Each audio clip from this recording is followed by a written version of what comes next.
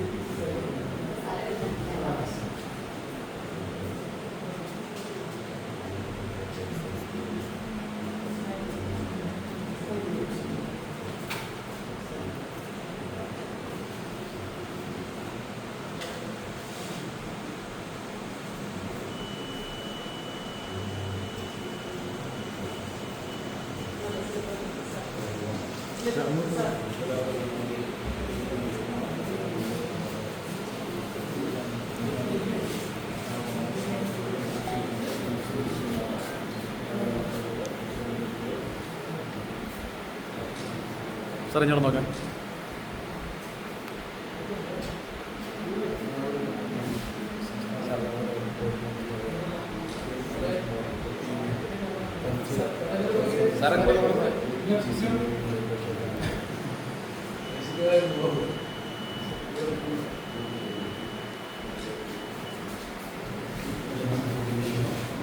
കുടുംബസമേതം വന്ന് വോട്ട് രേഖപ്പെടുത്തിയിരിക്കണം. എന്താണ് പ്രതീക്ഷ?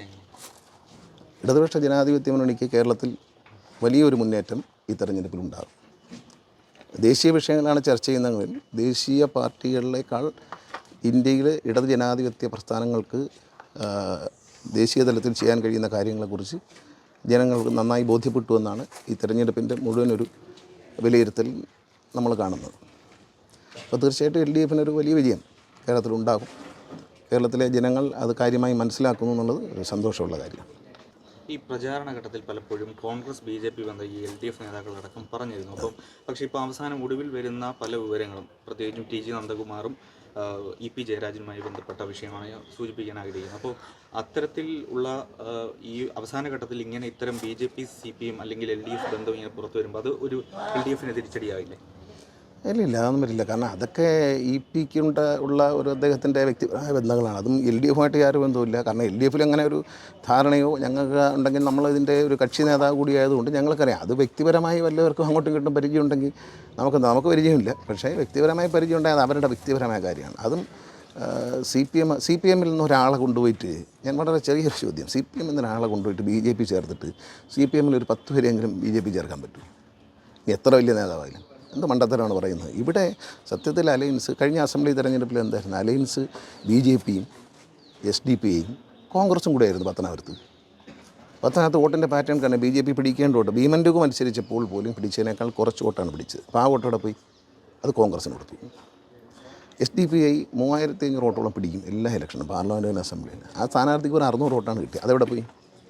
അപ്പോൾ ഈ ഒരു വോട്ട് കച്ചവടം നേരത്തെ തന്നെ തുടങ്ങിയിട്ടുണ്ട്. പത്തനാപുരത്ത് നമുക്ക് വളരെ ബോധ്യമുണ്ട്. ഞാൻ പലരോടും പറഞ്ഞിട്ടുമുണ്ട്. നമ്മളങ്ങനെ വിശ്വസിക്കുന്നു.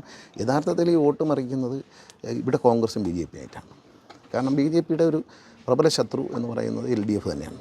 അപ്പോൾ അതുകൊണ്ട് അവർ മറ്റവർക്ക് കൊടുക്കും. അങ്ങനെ ഇപ്പോൾ LDFകാർ കയറി വരണ്ട എന്നുള്ളതാണ് അവരുടെ ഒരു നിലപാട്. ഏതായാലും BJP കയറില്ല എന്ന് അവർക്കറിയാം, അക്കൗണ്ട് തുറക്കില്ല എന്ന് അവർക്കറിയാം. മുഖ്യമന്ത്രി അടക്കം പറഞ്ഞു ഇപിക്ക് ഒരു ജാഗ്രത പുലർത്തേണ്ടതായിരുന്നു. അതുകൊണ്ട് അത് അദ്ദേഹം പറഞ്ഞാൽ നമ്മളിപ്പോൾ ഞാനായാലും ആരായാലും ശരി നമ്മുടെ സൗഹൃദങ്ങളിൽ ഒരു ജാഗ്രത പുലർത്തണം എന്നുള്ളത് ശരിയാണത്. അത് നമ്മളെ ജീവിതത്തിൽ പഠിക്കേണ്ട ഒരു പാഠമാണ്. പക്ഷേ EP ഒരു സ്വതന്ത്ര ചിന്താഗതിയുടെ പുറത്തങ്ങൊരു എല്ലാവരോടും സൗഹൃദം വയ്ക്കുന്ന പോലെ വെച്ചു എന്നുള്ളതായിട്ട് കൂടെ അല്ല. അതെനിക്ക് ഇവരുമായിട്ടൊന്നും പരിചയമില്ല. പിന്നെ EP ആയിട്ട് പരിചയമുണ്ട്. പ്രവചനാതീതമായ ഭൂരിപക്ഷം ലഭിക്കുമെന്നാണ് അല്പസമയം മുമ്പ് കണ്ടത് കൊടിക്കുന്നിൽ സുരേഷ് പറഞ്ഞത്. അല്ല, അതറിയത്തില്ല. അതെല്ലാവർക്കും അവരുടെ ഒരു ആത്മവിശ്വാസമില്ല. അതിനകത്ത് കുറ്റം പറയുന്നത് എങ്ങനെ?